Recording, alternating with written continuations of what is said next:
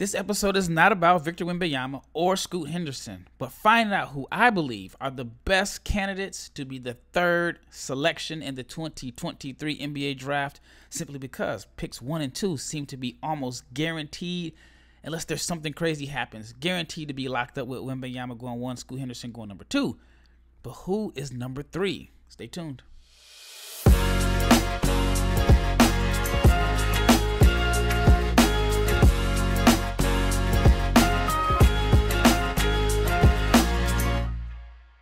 Good morning, happy Monday, and shout out to each and every person that has made the Locked On NBA Big Board podcast your first listen of the day. I am your host, Rafael Barlowe, the director of scouting for NBA Big Board and the founder of NBA Draft Junkies.com. I am back home after, I don't know, maybe 10, 12 days gone. I was home for maybe like a day and a half. So I'm back home for a little while, and I've had time to regroup a little bit. I mean, I'm still dealing with a little bit of jet lag, and I guess it's a combination of jet lag and having a newborn. Well, I don't even know if he's a newborn. He's 11 weeks. I don't know when the transition goes from newborn to infant or whatever, but if you have a baby, then you know sleep is not something that you get a lot of, and last night was a night where I didn't get a lot of sleep. But one of the reasons I'm not getting a lot of sleep is because I'm so excited about this 2023 NBA draft. And even though it is a long ways away, I mean, we haven't even started college basketball yet. We haven't even officially started the NBA season yet. But the 2023 draft is something that has been heavily discussed and talked about since the showcase last week between the top 2 prospects.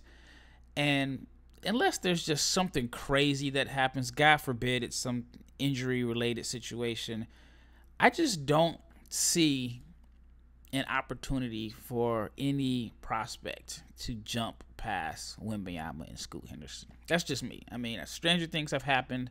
I think if you polled 30 GMs or 30 executives from NBA teams, I think you will probably get the same answer. But when it comes to the third pick, it is all over the place. There are quite a few candidates. And then obviously, like I said, the season hasn't started yet. So there are guys that are possibly going to come out of nowhere, because if you go back to last year at this time, I don't think Jabari Smith was on anybody's list as a candidate to go top 3. If you would have said Yannick Sosa or Patrick Baldwin Jr., maybe Jaden Hardy, one of those guys, then people would probably, agree. But it is wide open for number 3. But if it were totally up to me, totally 100% up to me, the third pick in the 2023 draft would be Ausar Thompson from Overtime Elite. And he is one of 2 twins. The other one is Ausar. And Ausar is, and I've talked about it at length before, but he is a phenomenal athlete. Like, him and his brother have like this smooth, easy athleticism. It's like they're explosive, but they make it look effortless. I don't know the best way to describe it. Maybe like Vince Carter type athleticism, maybe a little Stacey Augmon too. But I mean, these 2 twins are phenomenal, but they can't shoot. That is the biggest concern, is that they can't shoot. And after like doing a lot of research and talking to different NBA executives and scouts and even players that have played against them, you get different opinions. Everyone agrees that the athleticism is there. Everyone agrees that they have the potential to be all NBA type defenders, that they play hard. But where it gets a little tricky is that I had one front office executive from a team that is expected to be in the running for the top pick and could end up in the range with a top 5 pick. And the executive asked me, is there really a big difference between the 2? So I have Ausar number 1, and he thought that Ausar is maybe better, equal, but he didn't understand why some draft boards have a gap. If they may have Ausar 7 or 8 or Ausar 3 or 4. And so his theory was, is it just opportunity? Is that the difference? Because Ausar has the ball in his hands a little bit more. Is that the biggest difference? Why he's a higher rated prospect on most boards? And then another scout said that he believes that Amen is a natural point guard playmaker, while Ausar is very good, but Ausar is a little bit beneath him as a passer. And because he's more likely to play off the ball, the lack of outside shooting becomes more of a detriment because he's an off-the-ball scorer. But one of the comparisons I heard for Ausar was Andre Iguodala, a young Andre Iguodala. So with that being said, I still have Amen as number 3 on my board. I mean, you can't teach the athleticism. You can't teach the physical tools. I like the motor, the energy, the toughness. And again, I know the jump shot is an issue, but the shot isn't broken. Like, I talked to a player that played against him recently, and his comments were the shot isn't broken. It looks good. The results are just bad. And so I believe that if I'm a GM and I have confidence in his work ethic and my developmental staff, then the jumper can be fixed. And if the jumper just becomes respectable, we're talking about a big point guard that can get in the lane whenever he wants to, that has advanced court vision, that can make plays for others, and that can defend multiple positions. And when I was in Vegas last week, one particular front office executive, well, actually, one particular scout, I should say, had mentioned to me that he would have taken Amen Thompson, number 1, over Paolo Banchero, Chet Holmgren, and Jabari Smith in the 2022 NBA draft. But because he's behind, 2 guys that are considered 2 of the best prospects to enter the league in a long time, he has them at number 3 on his list. So I'm going with Amen Thompson, number 3. And at number 4, I'm going to go with his brother. I think that Ausar, if he were to play a little bit more point guard, have the ball in his hands a little bit more, I think that he could show his passing skills. Because, nobody has doubted his passing skills, but he seems to not be considered much of a natural playmaker like his brother. But I'm gambling on the athleticism and the potential, and I'm gambling on them improving as a shooter. The numbers so far don't support the improvement that I thought they would make, but it's still early. But again, the athleticism, the mindset, the energy, the hustle, I'm taking them 3 and 4. All right. At number 5, and these are just candidates right now, I haven't really fully settled on number 5, but the guys that can go into the range of, I put it like this. I haven't settled for number 5, but other prospects that have a strong chance to be the 3rd pick in the 2023 NBA draft, and one guy whose name is atop a lot of lists is Nick Smith. Nick Smith is a point guard. Some may say he's a combo guard from Arkansas. I've had a chance to watch him play, I guess it was 2 years ago at the Wooten camp here in Dallas. And, I was familiar with him, but I thought he really, really, made a name for himself at that camp. Nick Smith is, like I said, he's your bigger guard. He is a scorer. He's a guy that puts the ball in the bucket. He has phenomenal touch on his floater, loves to get to the mid-range, has the size, the passing. He fits everything that you're looking for in a modern guard. If there were one knock I'd have on Nick Smith, and since I mentioned, the Thompson twins not being able to shoot, that's not Nick Smith's issue. He can shoot. I would say the biggest issue for Nick Smith is he doesn't get to the rim. I like point guards, and this is just my personal preference. I like point guards that can pressure the rim, get to the basket. Nick seems to more so rely on a floater as opposed to getting all the way to the basket. And he does have a tendency to drive without a plan, but that's kind of nitpicking here because even though, he is not getting all the way to the rim and finishing with layups or finishing above the rim in traffic, he is getting there with his floater. And if you've paid attention to any of my work, the floater or the soft touch finish package around the rim is one of my favorite attributes from a guard. But I would just like to see him put a little bit more pressure on the rim, get to the free throw line a little more, and hopefully he can be this 3-level scorer. And if he is a 3-level scorer in college and Arkansas is good, then I think that he has a really strong chance to be the 3rd overall pick. All right, when we return, I'll go down a list of other guys that I think have the potential to be the 3rd overall pick in the 2023 NBA draft. But I have a message for you business owners. If you own a new business out there, then you are definitely want to listen to this message, because these days, any new potential hire can feel like a high stakes wager for your small business. You want to be 100% certain that you have access to the best qualified candidates available. And that's why you have to check out LinkedIn Jobs. LinkedIn Jobs helps find the right people for your team faster. And here's the good part, and for free. And it is very, very easy to post. First, you just add your job and the purple hiring hashtag frame to your LinkedIn profile to spread the word that you are hiring. Simple tools like screening questions make it easy to focus on candidates with just the right skills and experience, so you can quickly prioritize who you like to interview and who you like to hire. It is why small businesses rate LinkedIn Jobs #1 in delivering quality hires versus leading competitors. LinkedIn Jobs helps you find the qualified candidates you want to talk to faster. So post your job for free at linkedin.com/lockedonnba.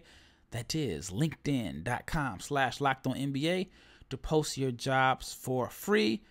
Terms and conditions apply. All right, once again, shout out to each and every person that has made the Locked On NBA Big Board podcast your first listen of the day. I really appreciate it. All right, this is Rafael Barlowe, and I'm going through a list of candidates of guys that I think, as of right now, have an opportunity to compete for the third spot because, again, picks 1 and 2 are almost certainly locked up. I mentioned Ausar Thompson. I mentioned his twin brother, Ausar Thompson. I mentioned Nick Smith. The next player that I want to talk about is Cam Whitmore. Unfortunately, Cam just suffered an injury, I think a hand injury, and he's going to miss a little bit of time. Hopefully, he'll be ready for the start of the season. And Cam Whitmore is a guy that fits the modern day NBA. He's versatile. I think he can play 3, 4. He can be a small ball 4. He has the athleticism to change and impact games. I mean, he plays hard. He can shoot. There are some people that aren't 100% sure about the shooting stroke or whether it is consistent enough. I think so. I'm buying into it. And he is like this powerfully built, physically mature athlete that, like I said, can play multiple positions. The concern is Villanova just doesn't have a track record for producing one and dones. Off the top of my head, it was Tim Thomas, the last one and done from Villanova. And I know it's a new coach. I know things may change a little bit. That is the concern. Villanova doesn't necessarily, and this is just my opinion right here, have a reputation for letting their freshmen go. Like basically like go out, do your thing, head to the NBA draft. It's more so of a very team oriented, and it's like a slower developmental process. A lot of the players from Villanova that are in the NBA weren't like these top 5, top 10 recruits, and they just basically took advantage of the great developmental program and just over time put themselves in position to be very productive NBA prospects or NBA players. I mean, you look at Jalen Brunson, who just got a bag this summer, and he wasn't like your one and done guy. You got Mikal Bridges, same thing. And like I said, Villanova just, I mean, one of the best programs.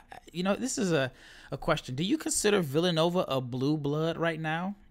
I mean, I know growing up for me when the Big East was the Big East, Villanova was a team that, you know, they won a championship when I was much younger, and they were always competitive. But I wonder now, do you consider Villanova a blue blood school? And also, you can throw Gonzaga in there also. So you can hit me up on Twitter or in the comments and let me know your thoughts about Villanova being a blue blood school. But anyway, Cam Whitmore is, like I said, I think he is a guy that has a really, really good shot at being a 3rd overall pick, especially, I got to make sure I say that right, especially if he shoots the ball well. If he ends up shooting 35, 36% from 3 and even more, averages 7, 8 rebounds, 15 points or more, and just displays the defensive versatility, the energy, the rebounding, and knocking down shots and even creating shots. Like if he adds like a mid-range pull-up to his game or adds a little bit more outside of just the straight line physical attacking drives, a little shake and bake to his game, great opportunity to be the 3rd pick in the 2023 NBA draft. All right, another player that I want to talk about that I think has a chance to be a top 3 pick is Whitehead from Duke. Whitehead is a guy that I probably have outside of my top 5, outside of my personal top 5. But he could surprise me. Things could definitely change between now and June. Whitehead he's a guy that when I first started watching him play, I thought, like, man, he reminds me of like a 90s New York City playground shooting guard. Just aggressive, a guy that can create his own shot, can do a lot of things with the ball, and is just really, really an aggressive scorer. And then the more I started to watch him play, I realized that he can actually pass the ball. He's a good playmaker. He's a good passer. I mean, he has the physical tools that you look for. He has good size and frame. He's fast in the open floor, has a quick first step. So he's able to put tremendous pressure on the defense when he wants to. My biggest knock and concern on Dariq Whitehead is I think he settles for way, way too many pull-up jumpers. I think with his physical tools, his athleticism, his speed, his first step, his strength, he should be able to put tremendous pressure on the rim. He should be a guy that lives at the free throw line, but he does like the pull-up jumper. Sometimes I feel like he's a little bit off balance, and he can play a little bit out of control, but you got to love the physical tools. When he is in the mode of being a downhill slasher, he's tough to stop. Really, really tough to stop. He is a guy that can take tough shots and make tough shots. He does have a soft touch finish float around the rim. And then he does have that, which, again, is something I like. And especially when you're a bigger guard, I think that's even more impressive. And he's a guy that can play on and off the ball. I think if you run him in a lineup where he's he's doing the majority of the ball handling, I think he's effective there. And he is someone that can also score off the catch. He can, do some damage playing off the ball. So I like him a lot. I like how he moves off the ball. I think he can pass. I think that with a strong year, there is a chance that he could be the third pick. Duke is going to be interesting this year. I mean, it is a team that has a lot of talent. I mean, you have, there could be 3 guys selected in the first round, maybe even 4 guys, maybe even 5, but 3 guys that I would say have a very, very legitimate chance of being first-round picks. And he could end up being the best of the bunch and have the ball in his hands the most. So I think there's a shot there.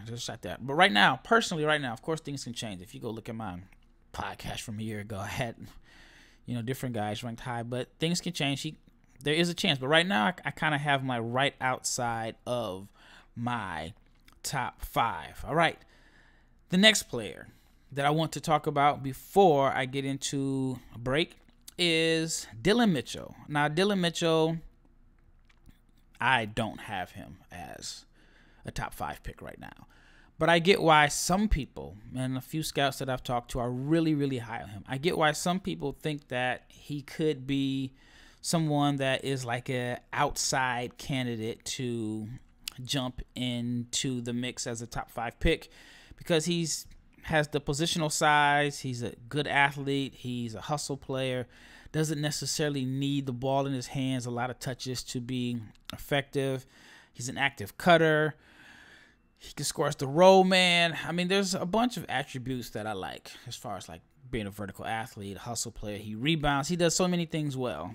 But for me personally, if I'm going to take somebody as the top 3 pick, I want them to have a little bit more offensive skill set. Now, if you're a team or a scout or general manager and you feel like he has all these great attributes now and all you have to do is add a little bit of creativity to his game, then it makes sense for you to have him as like a top 5 pick or even number 3. But you have to really have confidence that you can add, as they say, a bag and a little bit more offensive creativity to his game, because the biggest knock on him is the outside shot.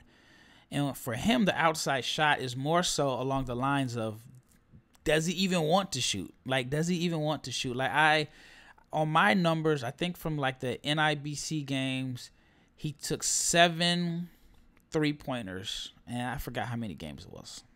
I mean, I've watched so much film on so many different guys, I'm starting to forget stuff. But I do remember he only took 7 shots. And when I spoke to a scout last week in Vegas, he said from a full calendar year, he counted Dillon Mitchell took 11 total jump shots. 11 total jump shots. So he is a very, very reluctant shooter. If he somehow gets a huge injection of confidence, or maybe even he's been hanging with Terquavion Smith, who is like the total opposite. He is your like relentless, uber confident gunner. Maybe if they merged and Dylan Mitchell became a person that attempted 2 3-pointers a game, and maybe even shot, let's say he shot like 33% from 3 on, let's say, 90 attempts, or anywhere between 70 to 90 attempts for the season. And he just showed flashes of being able to knock down open shots. And he did everything that he does well as far as the rebounding, the energy, the hustle, vertical lob threat. He might have a chance to crack the top 5 and a slim chance of being the 3rd pick. All right, when we return, I have a few more players that I want to talk to you about, but it is Bet Online time. So you know about Bet Online. I'm sure you know about Bet Online. If you don't, that's because, actually, if you don't, Bet Online is your #1 source for football betting this season. You can find all of the latest player developments, team matchups, news, podcasts, and in-depth articles and analysis for every game you can find. And as always, Bet Online remains your continued source for all of your sport wagering information with live betting, up-to-the-minute scores for every sport out there. It is the fastest and the easiest way to check in on all of your favorite games and events, including Major League Baseball, MMA, boxing, and golf. Head to betonline.net and use your mobile device to learn more. That's because Bet Online is where the game starts. All right, once again, it's Rafael Barlowe, Director of Scouting, NBA Big Board, founder, NBA Draft Junkies. All the teams are going to look, to get Wembyama, Scoot, Henderson. And the 3rd pick is a bunch of guys that are competing for this opportunity because #1 and #2 sold up, locked up. You can put those in magic marker because you're not going to have to erase those. So I just named a few guys. And now I'll name a few other guys that I think have a chance to compete or get into that range. Keyonte George. Keyonte George is a player that I'm high on. I've been following him since his freshman year in high school. Phenomenal scorer, has one of the prettiest jump shots. And I think that he has an opportunity. If he can play well and fit in with Baylor's 2 guards, they have 2 of their best players returning, play the same position. So I imagine they're going to be somewhat of a smaller backcourt. Baylor does not have the most innovative offense as far as putting guys in position to put up big numbers. So because of that, it makes me wonder, is he going to have, a situation where he's averaging 17, 18, 19 points per game? I don't know. Baylor's going to be really good. But for Keyonte, if he can show more, I guess an improved ability to run a team as a point guard, if he gets the opportunity, because I think he can pass. I think he can make the reads. It's just a matter of balancing out scoring and passing. But I think if he can show that he can create opportunities for others and be an advanced passer on top of shooting 40% from 3 and showcasing his athleticism, which let's talk about this. I had some people tell me that they didn't think Keyonte George was a good athlete. And I'm like, maybe I have a little bit of an advantage because I live in Dallas and I've seen him play live, and I've seen more than what I've seen just on film, because he is one of these guys that on film, when you watch him play, his game isn't based off of totally about his athleticism. He has a very good pace and control, and he's just smooth. He doesn't have to wow you with athleticism, but he is an athlete. There's a video of him jumping over somebody who's standing under the rim, cleared him, jumped over him, and dunked. I've seen him make some impressive athletic plays. So for those that are wondering about Keyonte's athleticism and if it's functional or not, Keyonte is an athlete. But in order for him to crack the top 5, which I personally think he's a top 5 talent, but in order for him to crack the top 5, I think he's going to have to show an improved balance between being a scorer and a playmaker, and he's going to have to show that he can defend. I spoke with somebody recently who watched the practice at Baylor, and their comment was, he is a bucket. He can score, but they said he's just too cool. Too cool. Too cool on defense. And if he can just show that he can ramp up the intensity, he has a shot. All right, the next player that I want to talk about is someone that could be a high riser. He's already been rising up different draft boards as somewhat of a late bloomer, and it is Nick Smith's teammate in high school. Like Arkansas, quietly putting out some talent between Moses Moody, Nick Smith, and Khalil Ware. He is 7 foot, 220, between 220 and 25 pounds. Good athlete. I've heard nothing but good things about his upside as a shooter. And he could be this guy that could be like this rare combination of your rim protector, rim runner, vertical lob threat that can also stretch the floor, knock down open shots, and possibly defend in space.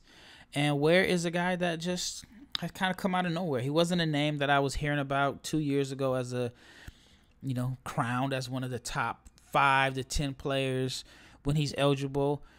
He's just improving and getting better and getting better and getting better. So I'll be looking forward to watching him at Oregon and seeing what he does there and just seeing if he can make some improvements. I would say the improvements I would like to see him make are adding a little bit to his post game. And I don't know if that's necessary simply because I don't know if he's going to be the type of guy that would get post touches in the NBA.